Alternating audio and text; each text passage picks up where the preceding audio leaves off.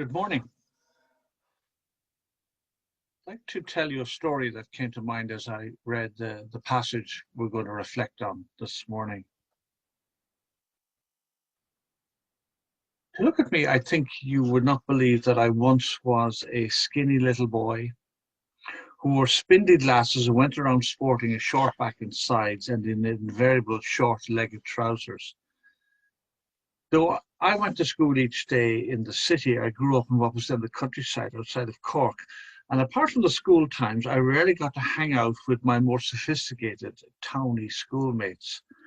Always shy and lacking in self-confidence, I had a deep sense of always being on the outside, a feeling that would regularly turn to haunt me all down the years. I became a Christian in early 1979. I came crashing into the kingdom, melted by the compassion I sensed Jesus had for me as I read the account of him feeding the 4,000 in Mark chapter 8.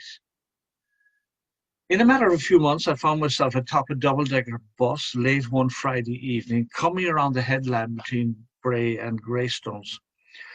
I was heading to my one and only Christian student conference as a student to a place called Carrigeeden in Greystones, sponsored by the then UCCF, the Christian Union's Ireland of today. I was very late arriving on that Friday evening, and the sessions were already over, and the folk who were at the conference already got to bed. I arrived at the big door, and entering in, I met Eileen, one of my fellow students from UCC. She's an old hand at these student conferences, unlike Misha.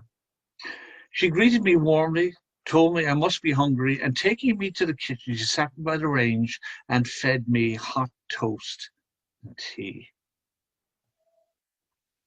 I'm reminded of that little incident as I reflected on our passage for this morning. We're in the book of Ephesians, and we're in chapter 2 and verses 11 to 13. If you have a Bible, you can open it. Otherwise, you can just listen to me read it. Ephesians chapter 2, verses 11 to 13.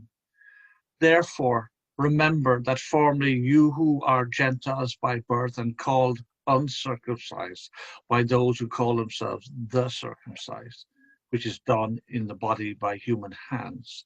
Remember that at that time you were separated from Christ, excluded from citizenship in Israel, and foreigners to the covenants of the promise, without hope and without God in the world.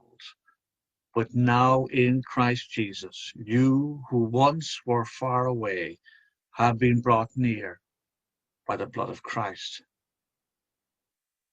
Paul's overall hope as he penned the book of Ephesians, which was a circular letter going around the early Christian communities, was to expand the horizons of the Christian, to blow their minds, as it were, as to the magnitude of what has happened to them in becoming Christians and in being added and joining into the Church of Jesus Christ. Here in verses 11 to 13, he speaks to Gentile believers, those who are not Jews in background, those whose normative existence was to be on the outside when it came to Yahweh and the Jewish way of life. Hear him speak to us from these verses. He says to the Gentiles, you are until recently outsiders of God's way, and you didn't know the first thing about the way God works. You hadn't the faintest idea about Christ. You knew nothing of that rich history of God's covenants and promises to Israel. You hadn't a clue about what God was doing in the world at large. But now, because of Christ, dying that death, shedding his blood, you who were once out of it altogether are in on everything. And I was reminded of that Friday night as I read this passage. And tears come to my eyes even now, some 40 years later. The sense of welcome, of inclusion, of being brought into the very heart of things was so new to me that night that I remember feeling so safe. The skinny lad from the countryside side of Cork, who always was, as it were, on the outside looking in, was not so anymore. Not so anymore. That is true of us in Christ. All the best for your day.